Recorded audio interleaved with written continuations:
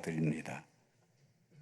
오늘은 우리 전 교단이 지키는 맥주 감사 주일입니다. 우리 맥주 감사 주일을 어떻게 지키면 참 가장 바르게 지키는 것이 될까요?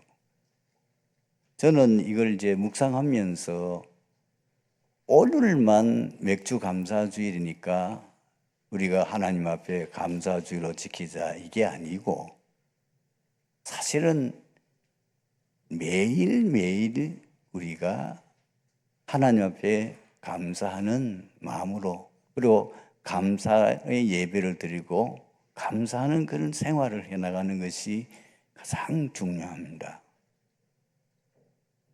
여러분이 정말 행복한 신앙생활을 하기를 간절히 사모합니까? 아마 그게 잘 안 되죠. 왜 안 되느냐 하면은 자꾸 우리가 비교하기 때문에 그래요.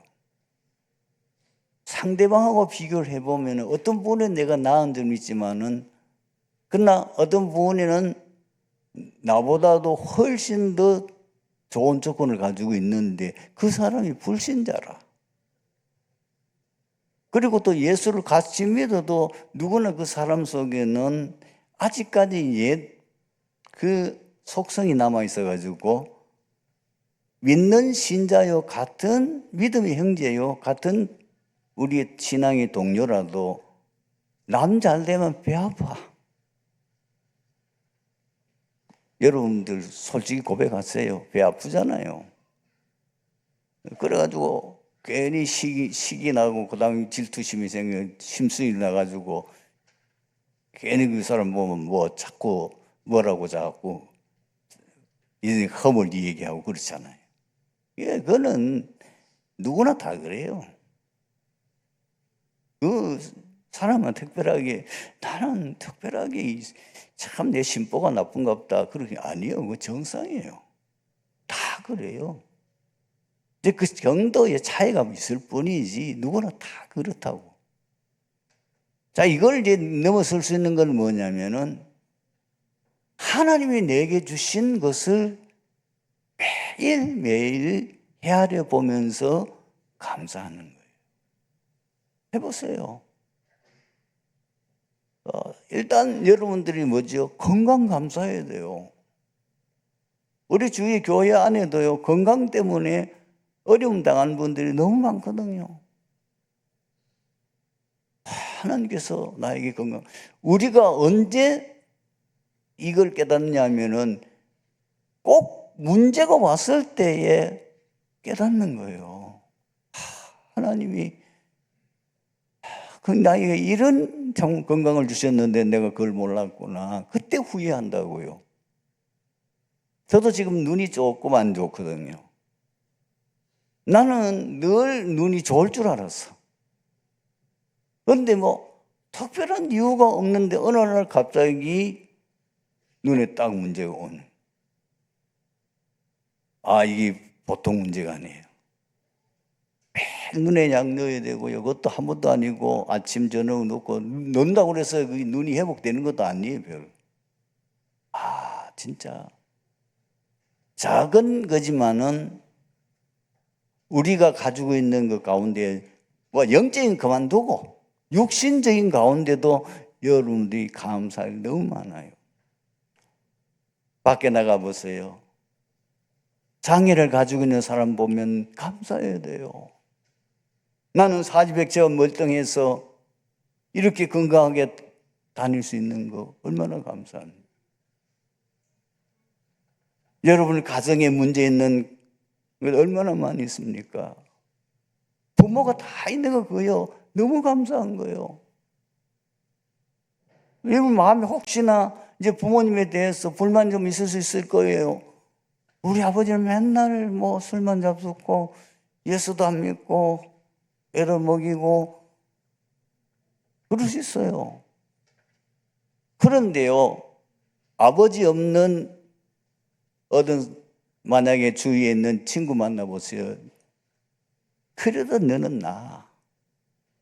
아버지 있잖아. 나는 아버지 없어. 그것이 얼마나 외롭고 그것이 얼마나 내게 상처된지 너 알아? 너는 모를 거야. 그거 감사해야 돼요. 이래 찾아보면은 감사할 것이 뭐죠? 너무너무 많아.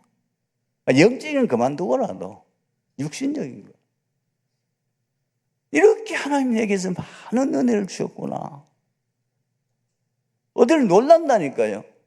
내가 이런 은혜를 받고도 육신적인 거, 뭐 영적인 거는 뭐 말할 필요 없잖아요. 내가 어떻게 해서 여러분 구원받았습니까? 현장에 복음 전해보면 전해볼수록 이게 불신자들이 복음을 안 받잖아요.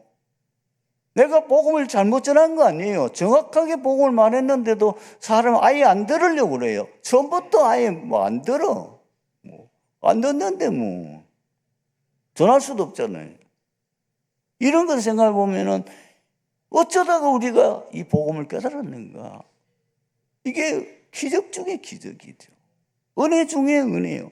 너희가 그 은혜를 인하여 믿음으로 말미암아 구원을 받았으니 이것이 너희에게서 한 것이요 하나님의 선물이라. 이게 딱 마음에 와닿아야 되는 거예요. 이게 정말 내가 예수 믿어도 하나님의 자녀된 거지 이게 보통 은혜가 아니구나. 보통 축복이 아니구나.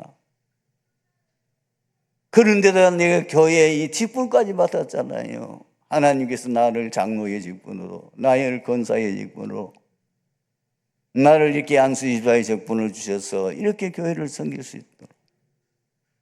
이런 하나하나 생각하면은 감사할 것밖에 뿐이고, 그렇게 되면 뭐가 생깁니까? 이런 하나님의 은혜를 받았는데 나는 지금 뭐 하고 있노?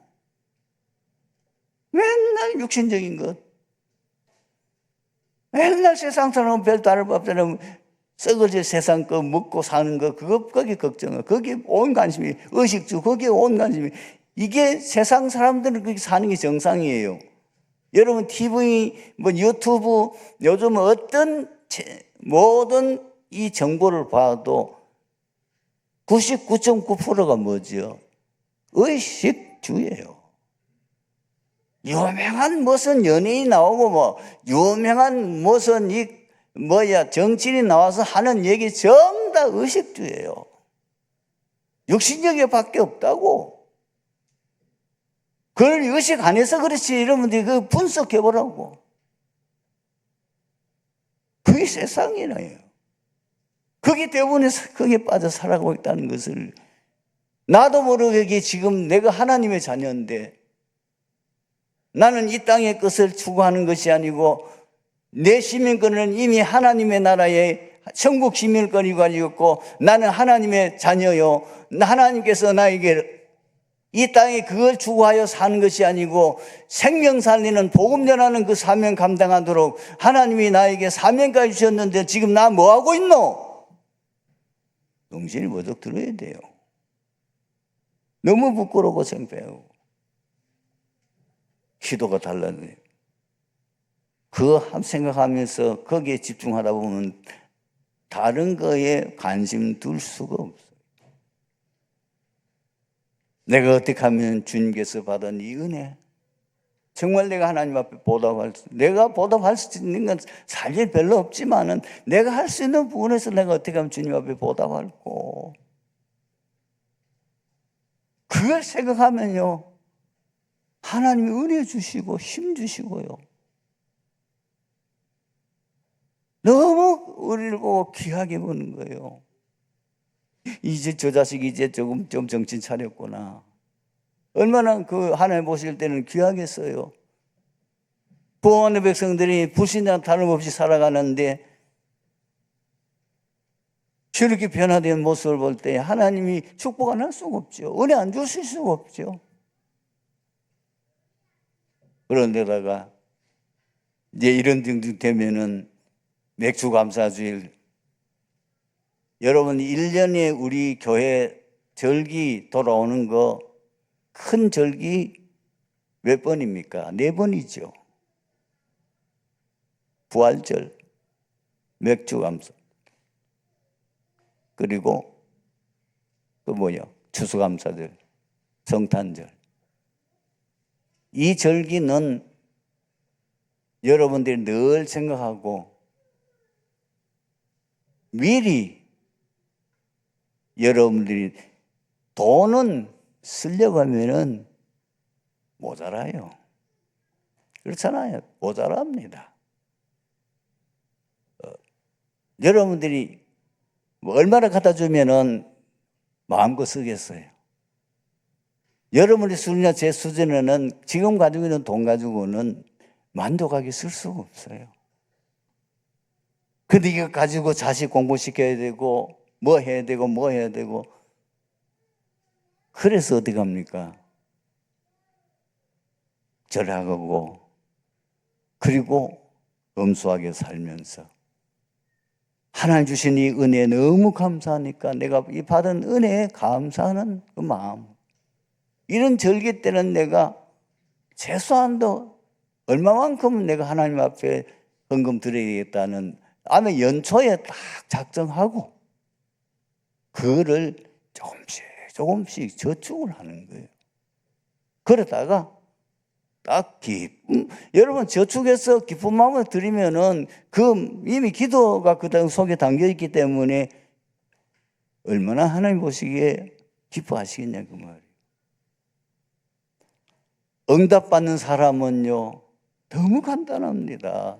제가 하는 이대로 하는 거예요. 늘 하나님 은혜 감사하고 그리고 주를 위해서 어떻게 하면 내가 헌신할까 고민하고 그리고 자기 위해서는 할 수만 있으면은 검소하게 살면서 주를 위해서 필요할 때는 자기가 탁 저축해 놓고 모아놨다 목돈을 하나님 앞에 탁 헌금하고 반대 사람은 어떻지요? 오직 자기 중심으로 사니까 자기를 위해서는 뭐든 다 하면서 그리 다 허랑방탕하게 쓰고 쓸 거 다 쓰고 나니까 뭐 없습니까? 진짜 하나님 앞에 11조 드릴 돈이 없어. 더군다나 절기헌금 드릴 돈이 있어야지 뭐. 그러니 평생 거지처럼 불쌍하게 살아갈 수밖에 없어요. 그런 중심으로 정말 그런 중심으로 살아가면 경제응답 받을 수가 없어요. 여러분 경제응답 받는 거는 물론 그렇다고 여러분들이 무슨 사업을 하는 입장이 아니다 보니까 뭐 대단한 그렇게 아니지만 그러나 여러분들이 이제 사업을 하지 않아도 여러분 뭐 직장 생활해도 그렇게 어렵지 않게 자녀들을 공부시키고 이런 부분들까지도 하나님이 자녀들을 축복해가지고 이상하게 자녀들이 공부도 잘하고 그리고요 그 자녀들이 잘 돼요. 신앙생활 여러분이 잘하면 하나님이 다 자녀를 지켜야지 인도한다니까. 그리고 그런 가정에는 귀한 자녀를 또 선물로 주시고 이런 걸 여러분들이 이제 잘 봐야 돼요. 평생에 먹고 사는 문제 때문에 걱정하도록 그렇게 하지 않는다고. 이걸 여러분들이 뭐냐면 그런 사람들 주위에 있는 걸 자세히 보고 두 사람의 경우를 보라니까. 그게 있어요 주변에. 보면은 나는 이 사람의 경우는 본받지 말아야 되고 저분이 사는 삶을 본받아야 되겠구나. 이게 이제 여러분 딱 모델이 되고 그 사람이 하는 모습을 보고 저렇게 해야 되구나. 뭐 사업하는 분 같은 경우에는 가장 모델적인 분이 뭐요? 록펠러나 그다음에 존 워너메이커잖아요. 이런 분들이 어떻게 하나님 앞에 헌신했는지 그 책들이 많이 나와 있고 또 그 가르침에 대한 것을 조금만 여러분 관심 갖는다면은 그건 얼마든지 정보를 얻을 수가 있어요. 근데 대부분의 성도들이 제가 이런 얘기를 해도 사실 그걸 딱 마음에 담고 그 책을 자기가 직접 읽고 한 번 읽는 게 아니라 몇 번을 읽어보고 그것을 참 정말 나도 이렇게 실천해야 된다 이렇게 하는 분들이 거의 없다고 말입니다. 그래야 안 되는 거죠. 그저 은혜는 받고, 야, 참 대단하네. 이런 정도지. 그걸 그렇게 하면 안 되죠. 이 참 여러분 중요합니다. 그래서 여러분, 우리 렘넌트를 키우고 있는 부모님들과 그리고 교사들은 렘넌트 때 들어간 것이 거의 인생을 좌우합니다. 조그만 여러분 관심을 가지고 성경에 나오는 7명의 렘넌트를 보십시오.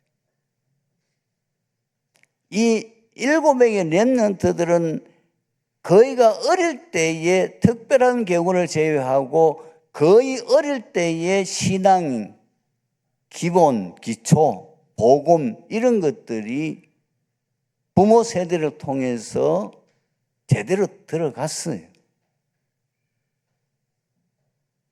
그게 부모 역할이 중요한 거예요. 여러분 잘 아시는 것처럼 록펠러 같은 경우에는 어머니가 그 아들 11조를 가르치기 위해서 일부러 용돈을 주고 그 자리에서 10분의 1 따로 떼서 요거는 11조야. 요거는 하나님 거야. 아마 제가 생각하기에는 말라기서를 같이 읽으면서 11조를 드리면 어떤 하나님의 은혜와 축복을 주시는지 말라기서 나와 있어요. 그거를 가르쳤는데 록펠러는 평생 그걸 실천했어요.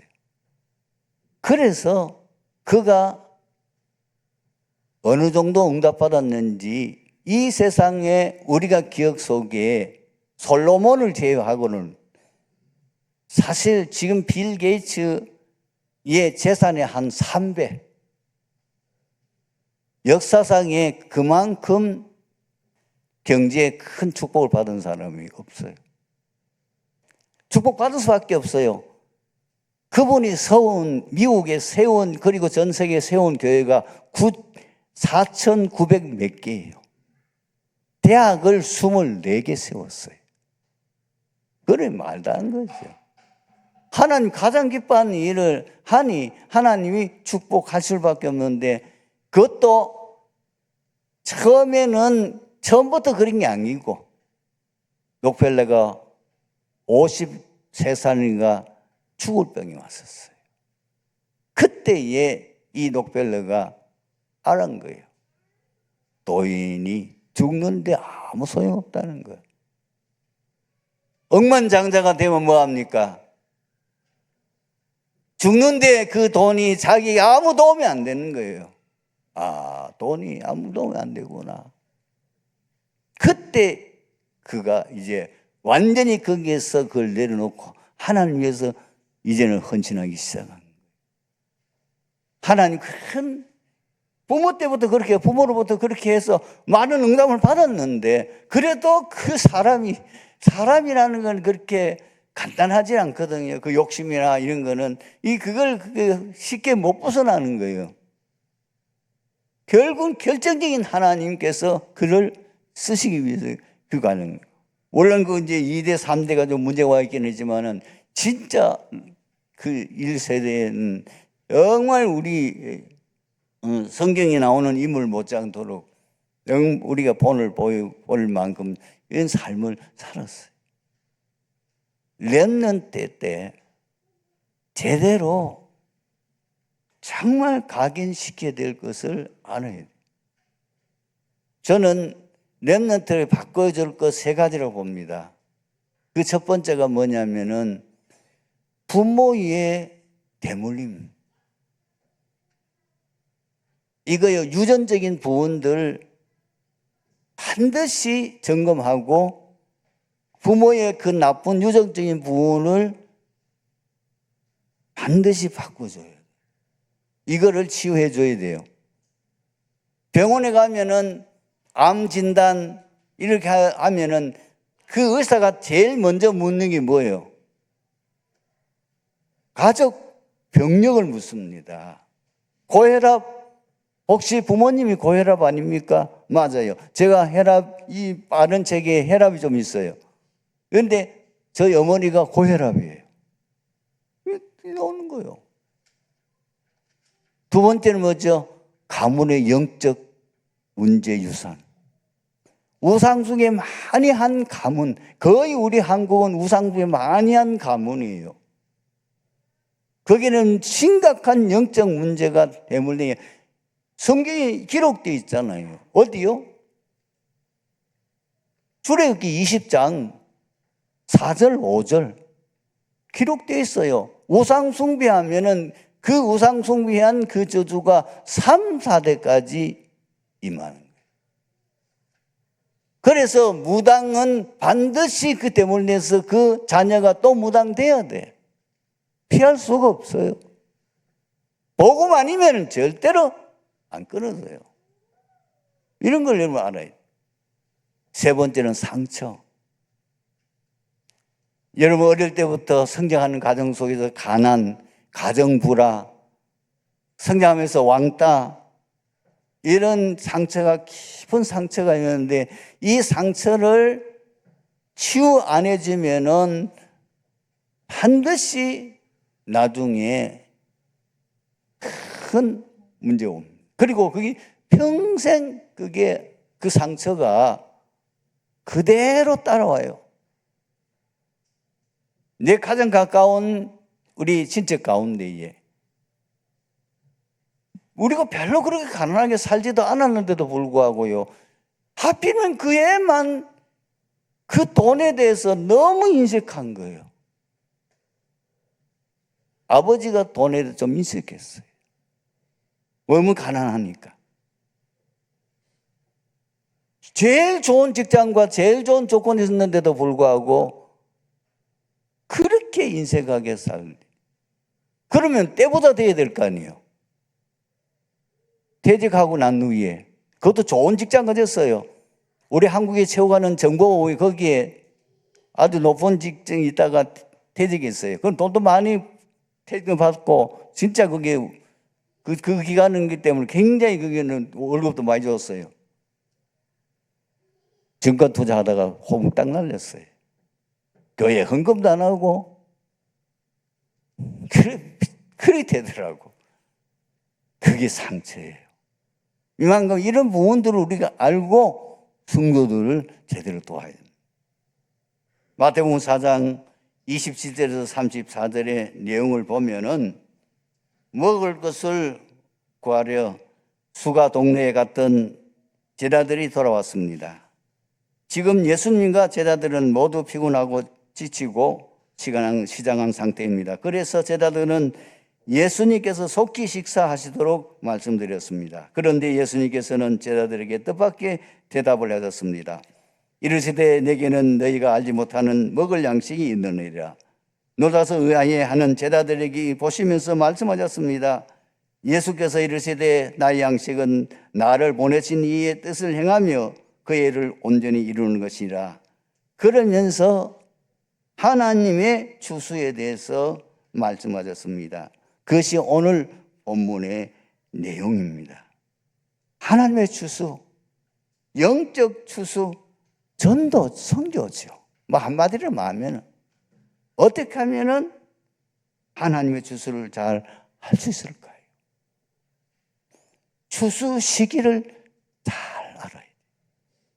여러분 오늘 본문 35절에 예수님께서 영의 눈을 뜨고 지금 사람들을 보면서 어떻게 말씀하고 있습니까? 35절 말씀에 예수님께서 이렇게 말씀하잖아요. 너희는 넉 달이 지나냐 추수할 때가 이르겠다 하지 아니하였느냐.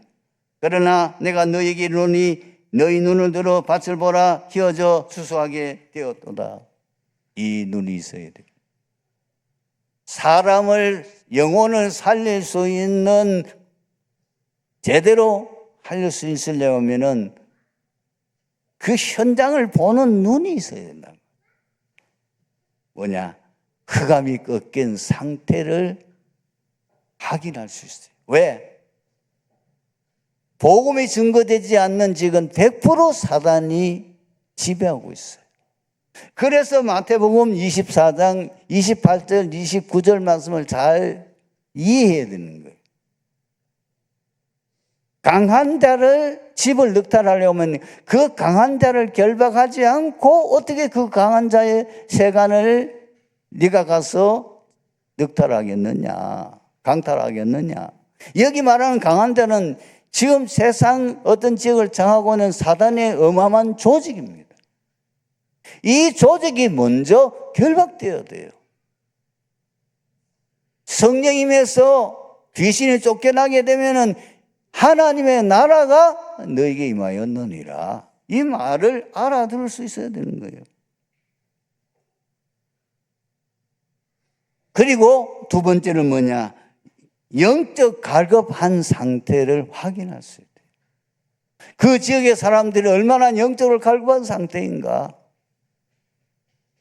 배부른 사람에게는 아무리 좋은 음식을 갖다 줘도 별로 반갑지 않아요. 배부른데 뭐. 영적으로 갈급한 사람이에요. 지금 이 사마리아 수가성은 갈급한 사람들로 충만해. 이걸 예수님이 보신 거예요. 수가성 여인이 그 동네에 가서 동네 사람들에게 단 한마디로 복음을 했는데 그 수가성에 있는 모든 동네 사람들이 예수님께로 오잖아요. 그걸 보고 예수님 지금 말하는 거예요. 보라, 키워져 수수하게 되었도다. 너희들은 넉 달이 지나냐 수수할 때가 올 것이라고 말하느냐. 그러나 이미 수수할 때가 되었다.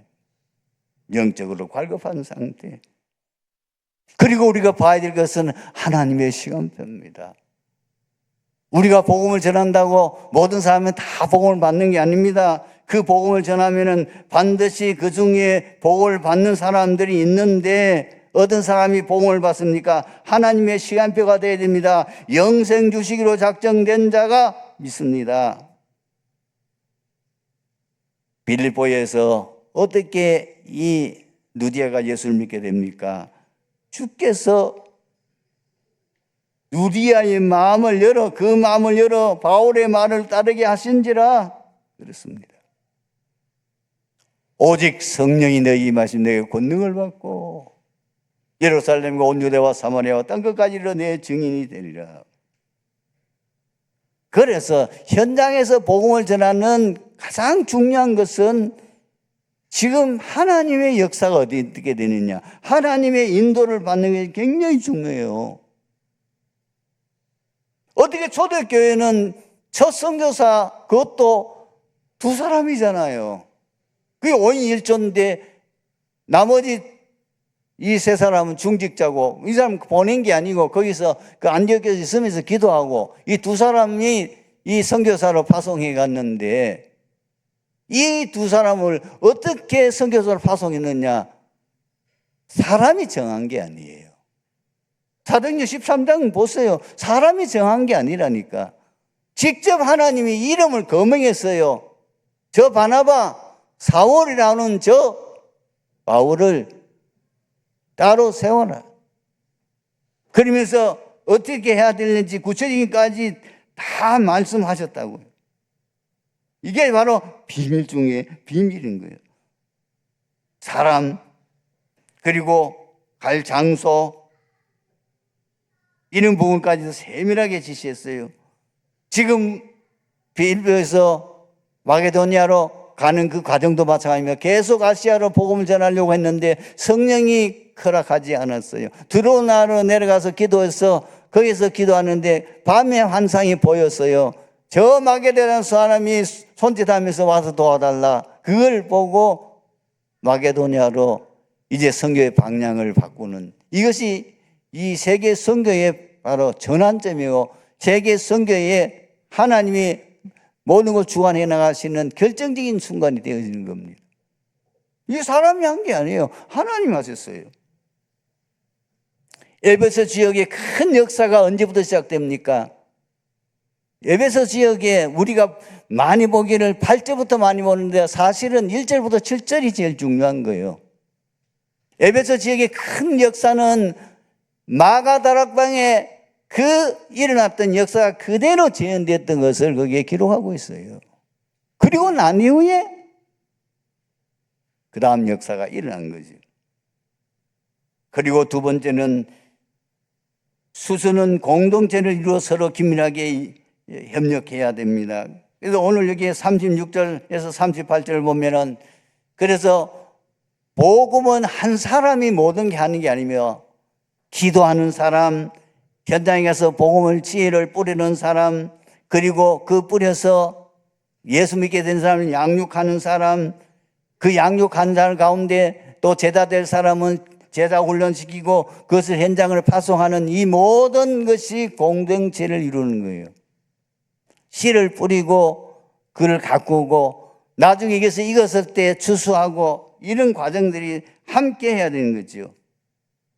하나님께서는 전도자의 준비된 상태에 따라서 사람을 부시신다는 거예요. 그래서 좋은 결과를 이루려고 하면은 모든 우리 전도자들이 진짜 겸손하게 서로 협력해야 됩니다. 서로 귀하게 여겨야 돼요. 여러분, 기도의 배경이 없이는 절대로 전도 선교가 되지 않습니다. 여러분 가는 선교사만 중요한 게 아닙니다. 그 선교를 위해서 배후에서 물질로 후원하면서 헌신하는 이런 분들, 이분들도 필요합니다. 서로 솔선수범하고 기쁨과 감사함으로, 그리고 그 모든 열매 결과는 하나님께 돌리고 그 결과는 함께한 동료에게 돌리는 이런 아름다움이 있어야만 제대로 이게 선교 열매가 맺고 결과를 갖게 되는 겁니다. 그리고 세 번째로 중요한 게 뭐예요? 실제로 우리가 현장에서 복음을 전하는데 이 전도하는 동기가 중요합니다. 모든 복음, 오직 복음으로 충만한 사명감을 가지고 있는 사람, 예수님께서 부활하신 후에 그리고 승천하기 전에 제자들에게 땅끝까지 가서 그리고 모든 족속에 가서 복음을 전하고 말씀하셨습니다. 오직 복음 전하는 그것으로 충만한 사명감을 가지고 있는 사람이요, 그리고 잃어버린 양을 찾고자 하는 간절한 마음. 누가복음 16장에 보면 15장에 새 비유가 나오죠. 정말 양을 사랑하는 목자가 한 마리의 양을 잃어버렸어요. 어떻게 하겠어요? 그냥 있을 수가 없잖아요. 끝까지 찾습니다. 결혼하는 예물로 드라크마 그 목걸이를 받았는데 그 목걸이 드라크마 하나가 이게 빠져서 없어졌어요. 어떻게 하겠어요? 애타는 마음으로 그 드라크마를 찾잖아요.